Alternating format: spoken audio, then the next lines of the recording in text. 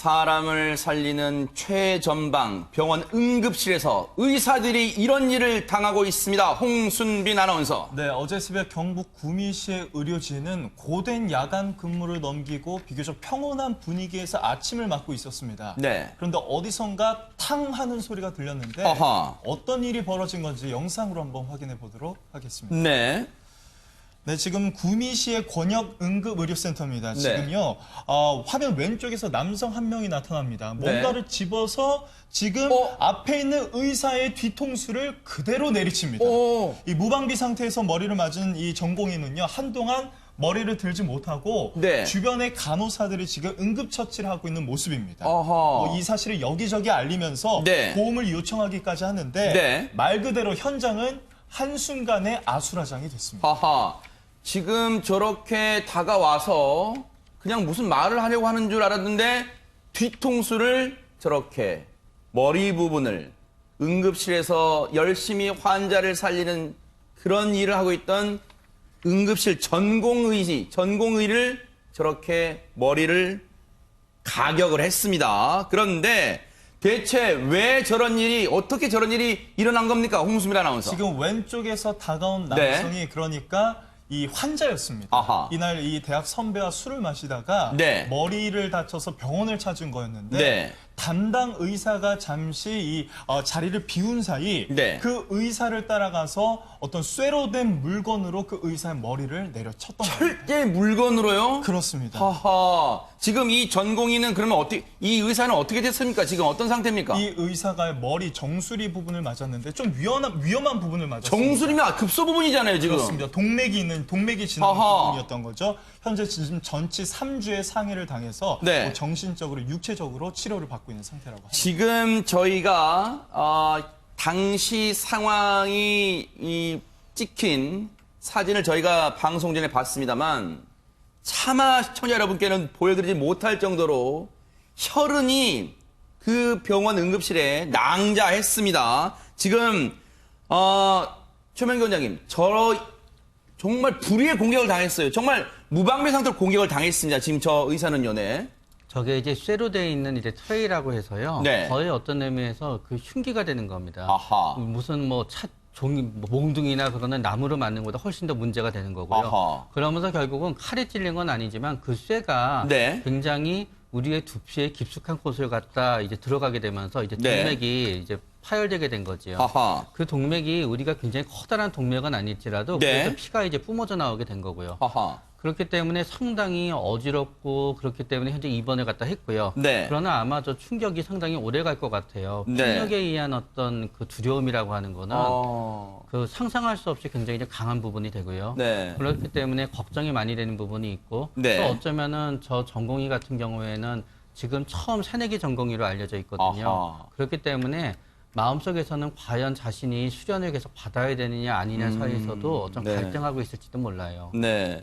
지금 응급처치를 받고 있는 그 피해 전공의의 모습도 잠시 전에 보여드렸습니다만 그런데 더 기가 막힌 거는요. 홍순빈 아나운서. 저 전공의를, 저 의사를 가격한 이 남성 또 다른 사람들을 피해를 입히려고 했다. 이런 얘기가 있어요, 지금. 이 남성이 아까 지금 화면에서 빠져나가지 않았습니까? 빠져나가서도 다른 사람을 공격을 하려고 했었습니다. 그런데 그 사이에 이제 경찰 신고가 이루어졌기 때문에 2차 피해, 그 다른 피해는 다행히도 막을 수 있었다고 합니다. 그런데 경찰이 정말 신속하게 출동을 해서 그나마 천만다행으로 또 다른 피해자가 나오는 건 막았습니다만 그런데 이곳 병원에서요.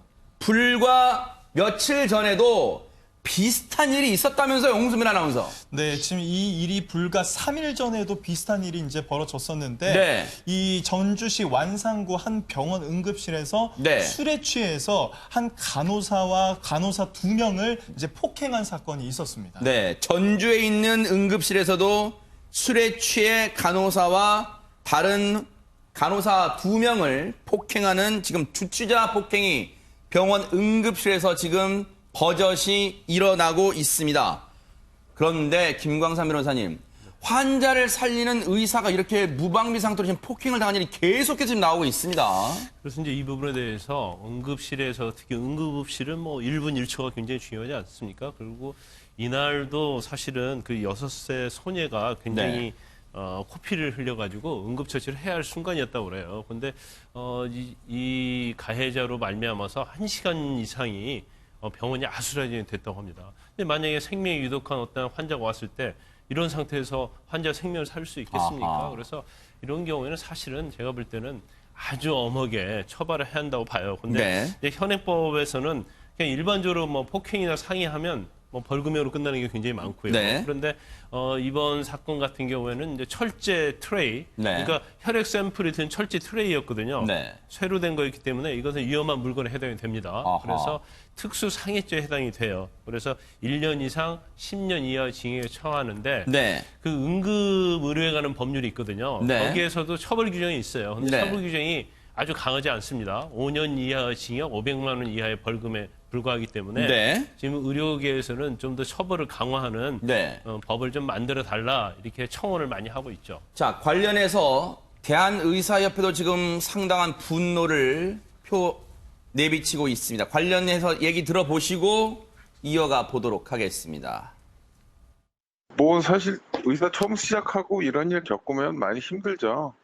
대한민국에서 응급실을 돌았을 때 의사라면 그거는 크고 작고의 문제이지 그런 트라우마를 안 받은 사람은 저는 단연코 없다고 생각을 해요. 거의 술을 먹었다는 거죠. 그래서 음주하고 난 후에 응급실에서의 문제. 이 정도 상황이면 공권력이 적극적으로 개입을 해서 해결을 해줘야 되는 부분이 있고 의료진을 보호한다는 것 자체는 그 시간대에 근무를 하고 진료를 받고 있는 다른 환자들에 대한 보호까지. 소 국장님, 지금 대한의사협회 차원에서도 지금 상당히 지금 분노를 좀 느끼고 있어요. 그렇습니다. 이게 지난해 이제 국회에 제출된 자료를 보면 2016년 기준으로 응급실 내에서 폭설, 폭행 이런 거 사고가 보고된 게 893건입니다. 월 평균 74건 정도 이렇게 좀 일어나는 걸로 보고가 되고 있고 그 중에 중요한 건 이겁니다. 그 중에 3분의 2. 한 68% 정도가 술에 취한 사람들에 의해서 일어난다는 겁니다. 올해 6월까지만 해도 벌써 582건이 응급실에서 저런 폭행 사건이나 폭언, 욕설 등등의 사건이 있었는데 이 마찬가지거든요. 68% 정도거든요. 그렇기 때문에 앞으로는 이 주치자 부분에 대한 어떤 법적인 처벌 이런 형법 개정을 해서라도 좀 가중 처벌을 하는 쪽으로 이게 좀 법의 어떤 변화가 좀 필요하지 않나 생각합니다.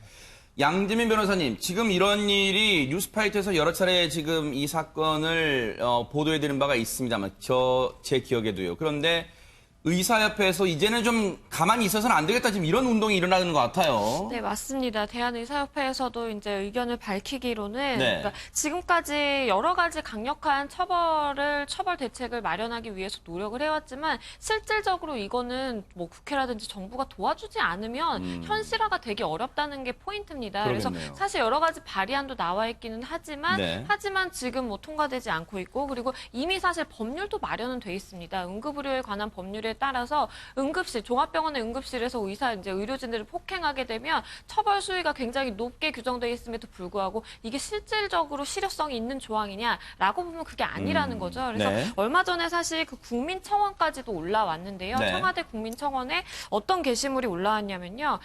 한 남성이 글을 올렸다라 그래요. 내가 감옥을 다녀와서 흉기를 이용해서 반드시 기필코 당신을 살해하겠다라는 살해 협박글에 올라왔는데 그걸 보면서 뭐라고 청원이 올라왔냐면 이게 술에 취해서 응급실에서 폭행을 한 사람이 이렇게 정말 복수심에 불타올라서 살해 협박까지 했다라는 거예요. 그래서 이걸 들은 정말 폭행의 피해자, 의료진들은 얼마나 무섭겠느냐라고 하면서 처벌 수위가 너무 터무니없다. 이거는 수위를 조절을 더 강력하게 대책을 마련해야 된다라는 사실 청원까지도 올라와 있는 상황입니다.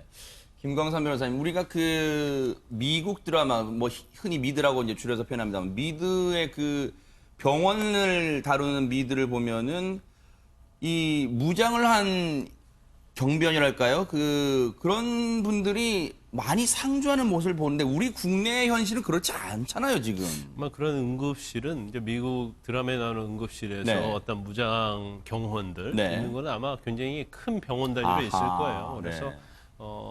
우리나라도 사실은 그걸 검토할 필요가 있다고 봅니다. 왜냐하면 지금 응급실이 있는 병원이 뭐 중소병원, 그리고 뭐 큰 병원 이렇게 있지 않습니까? 네. 근데 그런 병원들마다 다 경호원을 두기에는 굉장히 경제적인 어려움이 있을 그러네요. 거예요. 네. 그래서 적어도 대단히 어떤 그런 병원에 있어서는 네. 좀 경원을 둘 수 있는 그런 이제 법적인 것도 좀 필요하다고 그러니까요. 생각을 하고요. 네. 이제 그렇게 경원을 뭐 둘 수 없다 하더라도 네. 사실 이제 병원 내에 이제 직원들이 있잖아요. 네. 그러면 직원들을 활용해서 응급실의 어떤 보안 조치 네. 이런 것들이 좀 강화를 된다고 그러니까요. 봐요. 왜냐하면 네. 응급실은 주로 이제 심야에 주로 많이 응급 환자들이 오잖아요. 네. 그리고 지금 이번 사건도 마찬가지고 전주에서 사건도 마찬가지예요. 다 네. 새벽에 술에 취해서 오는 취객들이 굉장히 많거든요. 그러면 네. 이런 취객들을 제압할 수 있으려고 하면 네. 사실은 병원 내에 어떤 적어도 그 힘을 쓸 수 있는 제압을 할 수 있는 그런 보안 요원이 있어야 한다고 봅니다.